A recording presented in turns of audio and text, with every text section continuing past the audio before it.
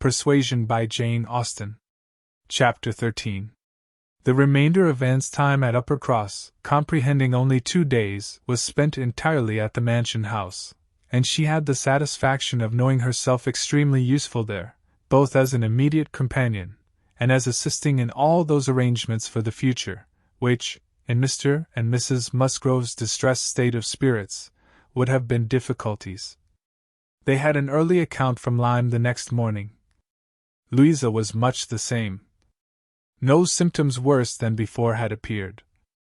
Charles came a few hours afterwards, to bring a later and more particular account. He was tolerably cheerful. A speedy cure must not be hoped, but everything was going on as well as the nature of the case admitted.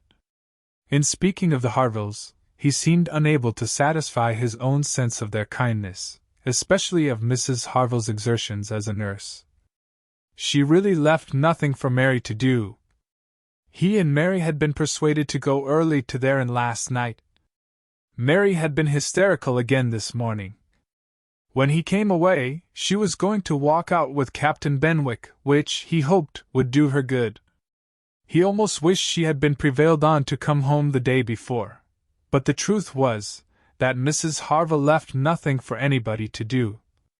Charles was to return to Lyme the same afternoon, and his father had at first half a mind to go with him, but the ladies could not consent. It would be going only to multiply trouble to the others, and increase his own distress, and a much better scheme followed and was acted upon. A chaise was sent for from Crookherne, and Charles conveyed back a far more useful person in the old nursery maid of the family, one who, having brought up all the children, and seen the very last, the lingering and long-petted Master Harry, sent to school after his brothers, was now living in her deserted nursery to mend stockings and dress all the blains and bruises she could get near her, and who, consequently, was only too happy in being allowed to go and help nurse dear Miss Louisa. Vague wishes of getting Sarah thither had occurred before to Mrs. Musgrove and Henrietta, but without and it would hardly have been resolved on, and found practicable so soon. They were indebted, the next day, to Charles Hayter, for all the minute knowledge of Louisa, which it was so essential to obtain every 24 hours. He made it his business to go to Lyme, and his account was still encouraging. The intervals of sense and consciousness were believed to be stronger. Every report agreed in Captain Wentworth's appearing fixed in Lyme, and was to leave them on the morrow, an event which they all dreaded. What should they do without her? They were wretched comforters for one another.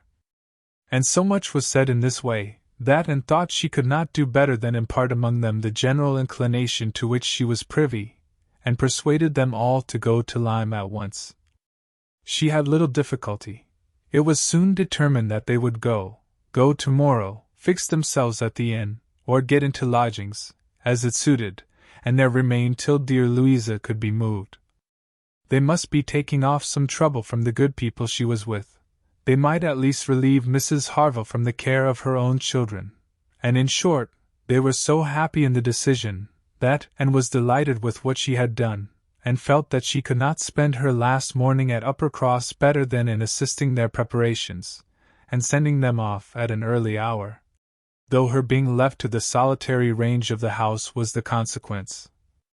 She was the last. Excepting the little boys at the cottage, she was the very last, the only remaining one of all that had filled and animated both houses, of all that had given Uppercross its cheerful character. A few days had made a change indeed.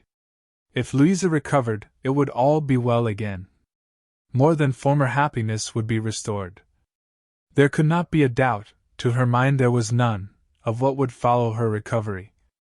A few months hence, and the room now so deserted, occupied but by her silent, pensive self, might be filled again with all that was happy and gay, all that was glowing and bright and prosperous love, all that was most unlike Anne Elliot.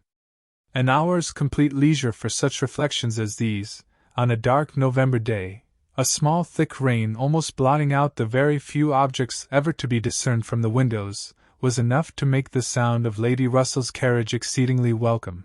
And yet, though desirous to be gone, she could not quit the mansion house, or look an adieu to the cottage, with its black, dripping and comfortless veranda, or even notice through the misty glasses the last humble tenements of the village. Without a saddened heart. Scenes had passed in Uppercross which made it precious. It stood the record of many sensations of pain, once severe, but now softened, and of some instances of relenting feeling, some breathings of friendship and our reconciliation, which could never be looked for again, and which could never cease to be dear. She left it all behind her, all but the recollection that such things had been, and had never entered Kellynch since her quitting Lady Russell's house in September. It had not been necessary, and the few occasions of its being possible for her to go to the hall she had contrived to evade and escape from. Her first return was to resume her place in the modern and elegant apartments of the lodge, and to gladden the eyes of its mistress. There was some anxiety mixed with Lady Russell's joy in meeting her.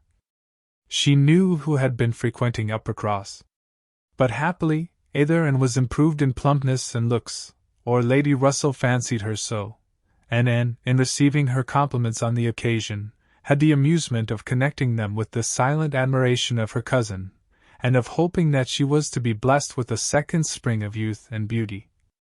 When they came to converse, she was soon sensible of some mental change.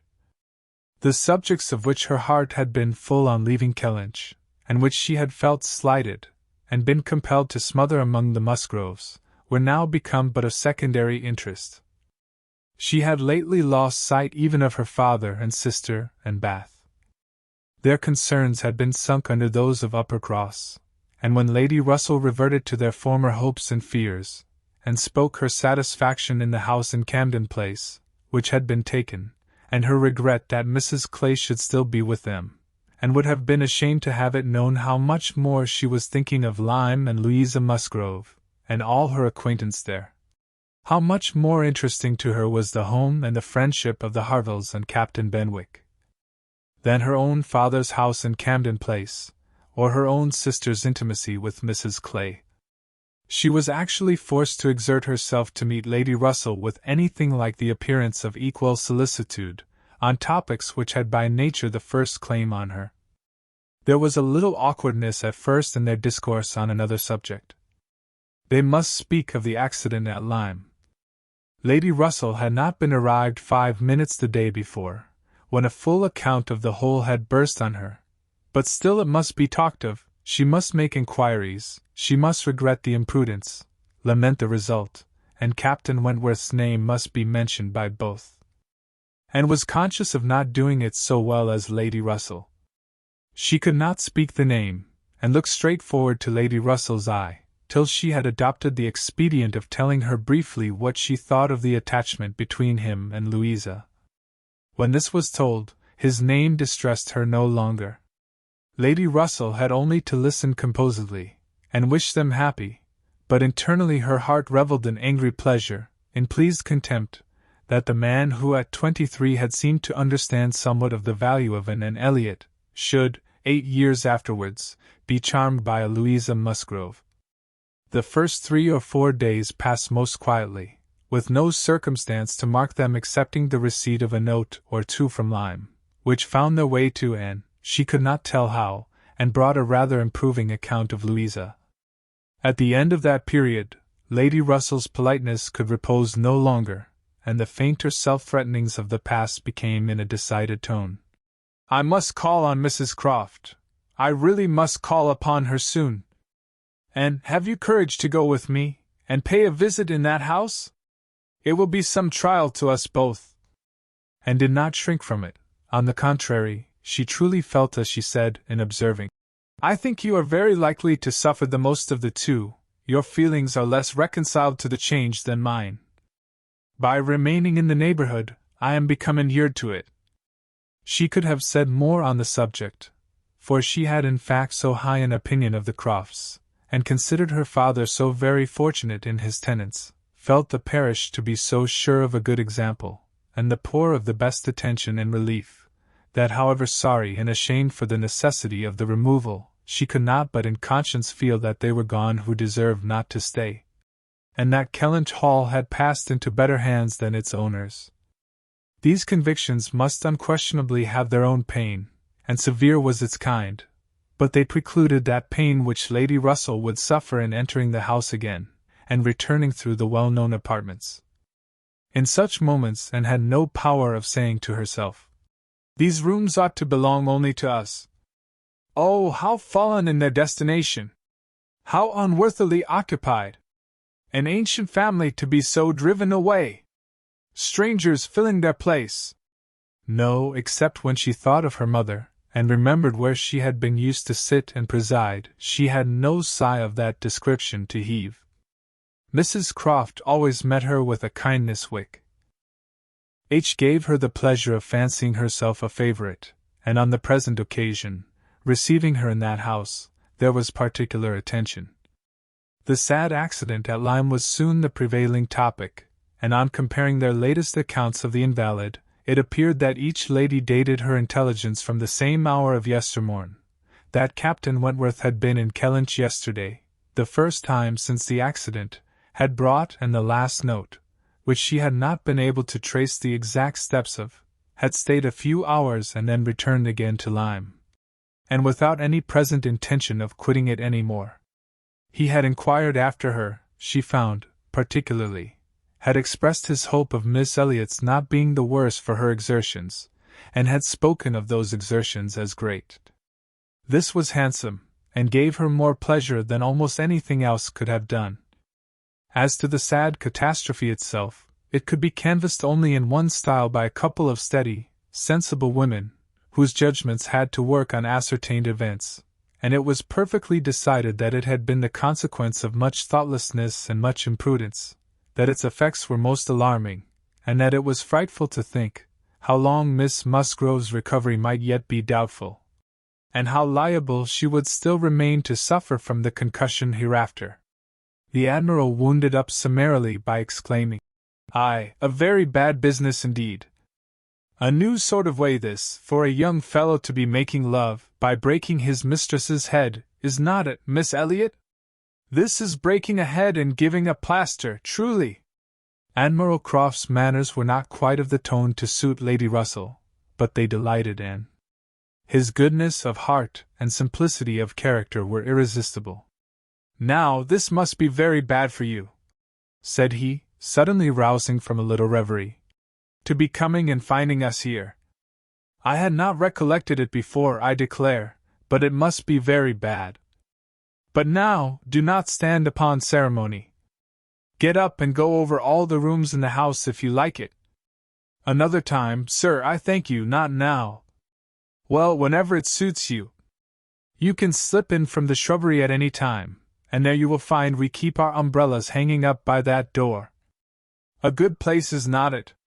But," checking himself, "you will not think it a good place, for yours were always kept in the butler's room." "Aye, so it always is, I believe. One man's ways may be as good as another's, but we all like our own best. And so you must judge for yourself, whether it would be better for you to go about the house or not." And finding she might decline it, did so, very gratefully. "We have made very few changes either," continued the Admiral, after thinking a moment. "Very few. We told you about the laundry door at Uppercross. That has been a very great improvement.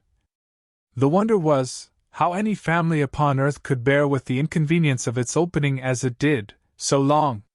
You will tell Sir Walter what we have done, and that Mr. Shepherd thinks it the greatest improvement the house ever had.